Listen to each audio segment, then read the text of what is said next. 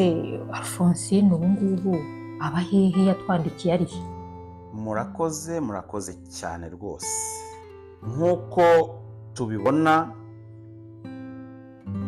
kuri iyi paje ya mbere rwose, ukifungura igitabo turabona ko yambaye umwambaro w'abihayimana, ndetse wajya kuri paje ya nyuma nanone ukamubona.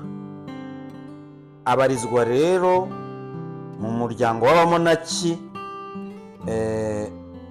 ba Betelehemu, aho bita Gubbio mu Butaliyani. Ni muri uwo muryango yinjiyemo avuye mu wundi muryango. Ibyo nabyo arabidusobanura muri iki gitabo, ko mbere yari mu babikira b'abakararisi, akaba muri Cote d'Ivoire.